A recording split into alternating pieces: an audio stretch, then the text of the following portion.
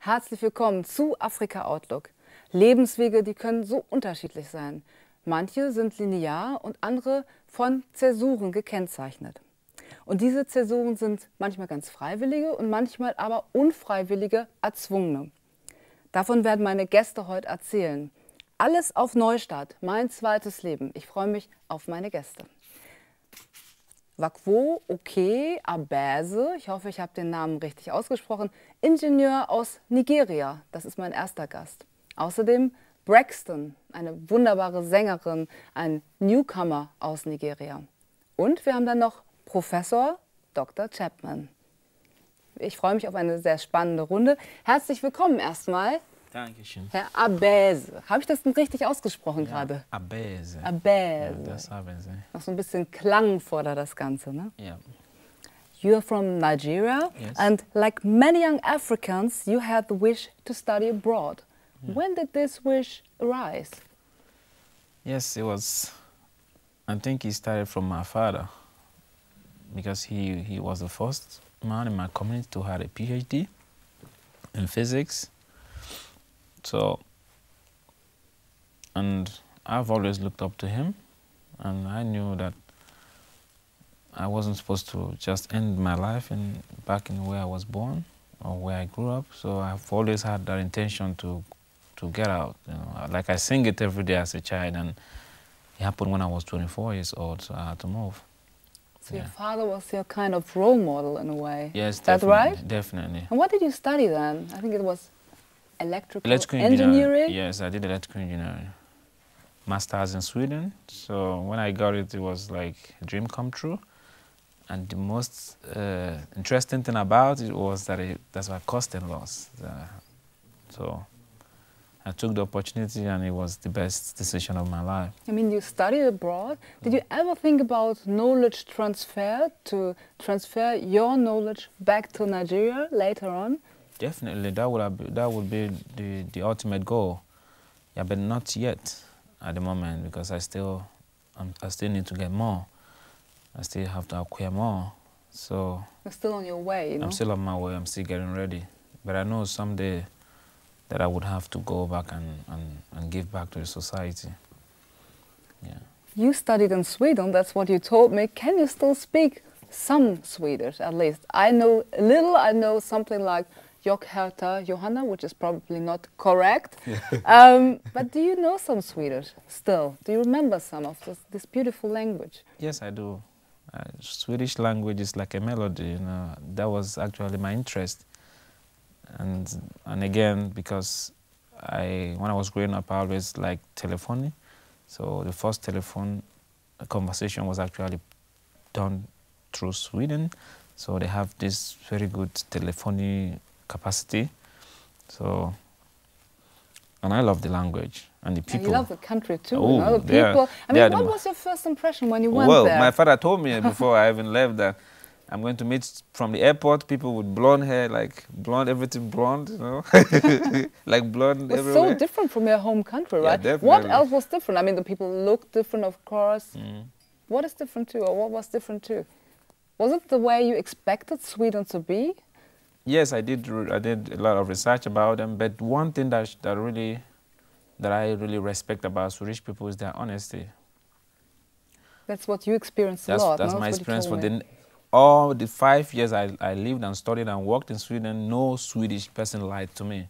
They tell you the truth right in front of your face, even if it hurts you, but you have the right to know the truth. And automatically that changed my life. Within the first 6 months I arrived in Sweden, then I realized I didn't have to lie to nobody. So you made different experiences back home in Nigeria? That's what it sounds like. Huh? Yeah, in Africa, I know how it is. There's these common lies that the society accepts. When they're telling you, you know it's a lie, but the society accepts it because it became like a norm, like a community service.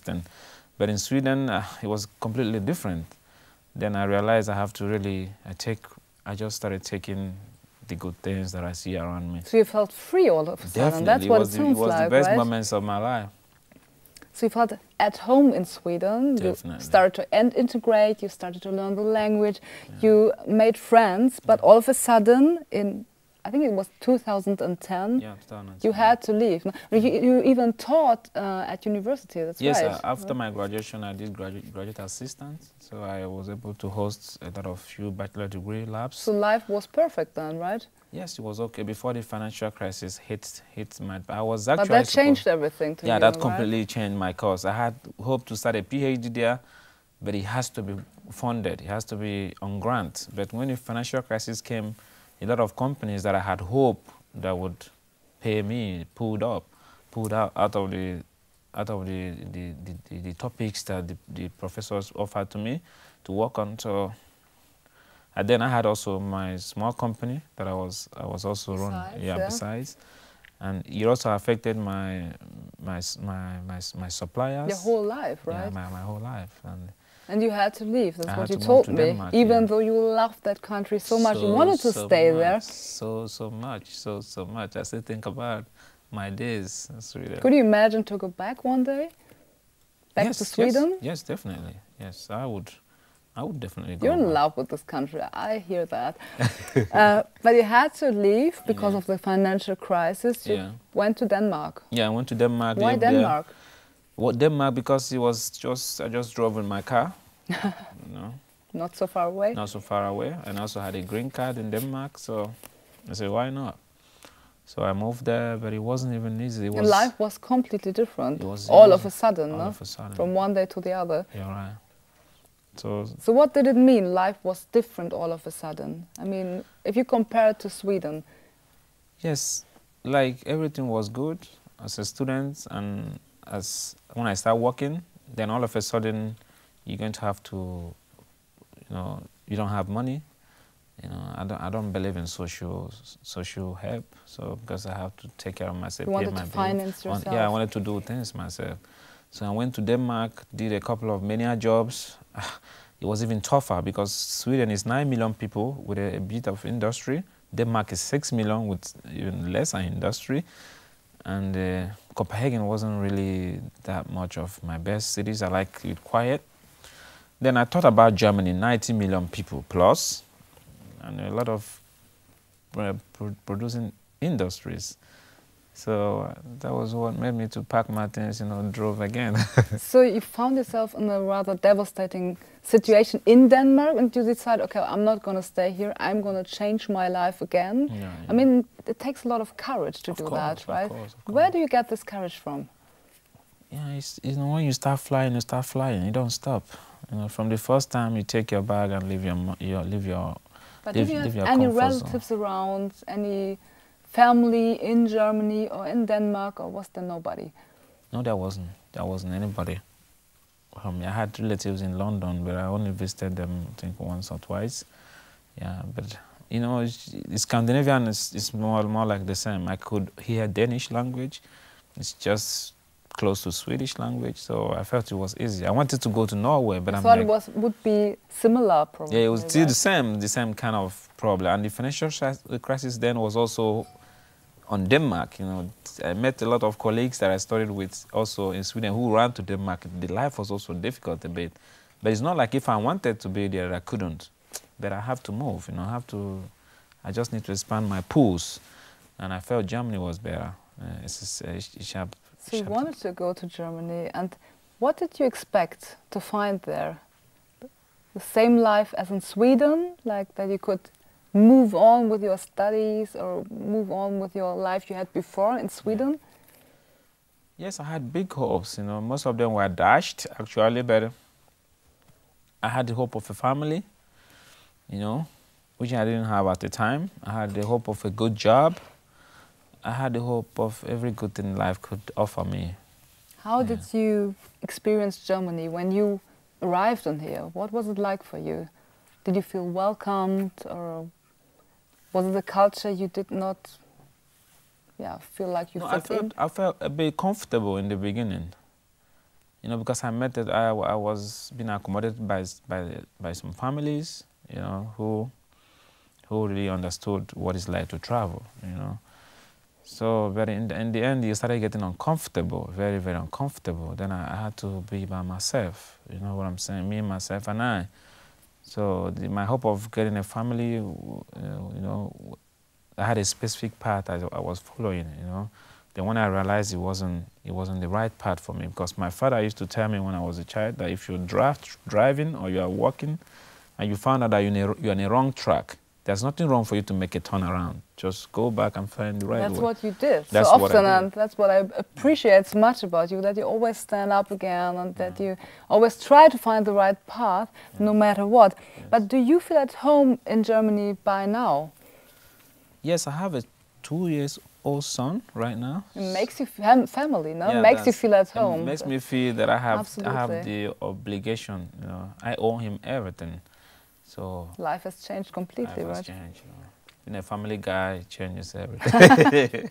Okay. What about working perspectives in Germany for you?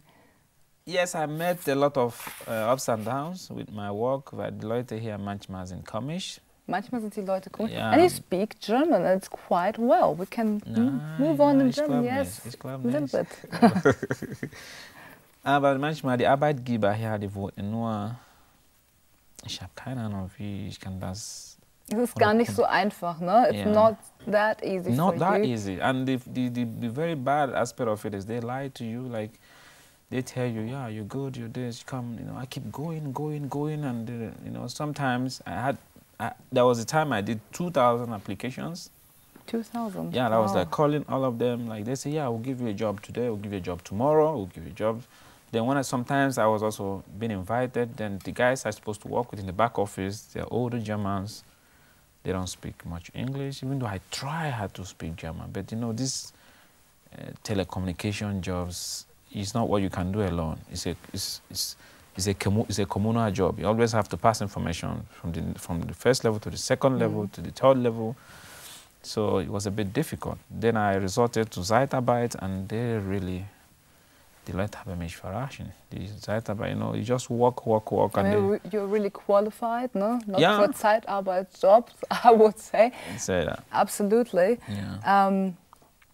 But to me, it's all about language. That's what we talked about already. Yes. In our pre-interview. It's all about language, because language is a kind of key somehow, you know. So, what about your friends in here? You've made friends, you've got your son. Are they speaking English most of the times, or is it easy to speak German to them? Or do they think it's cool to speak English and everyone is into English around you?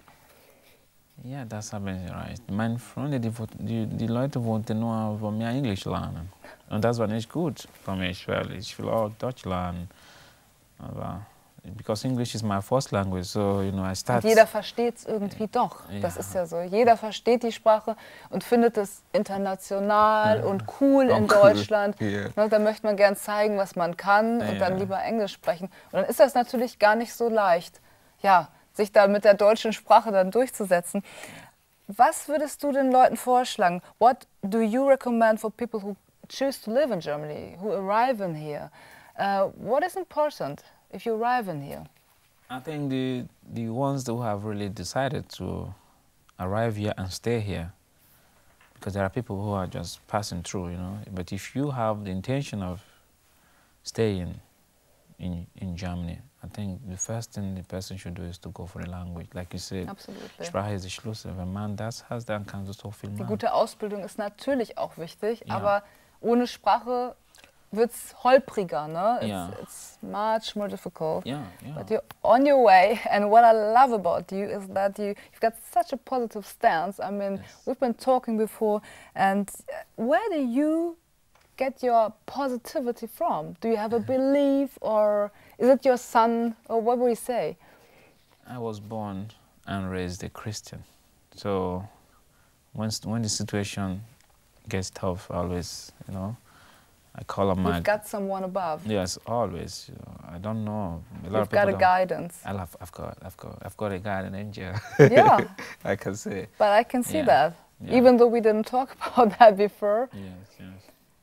And I know you've got plans. I mean, definitely. For the next year. Yes. I mean, since you always stand up and you've always got new plans. What are your plans for next year? Selbstständig machen. Selbstständig machen. Ja. Sehr, sehr spannend. Ne? Das ist ja ein ganz neuer Weg, heißt das. Ja.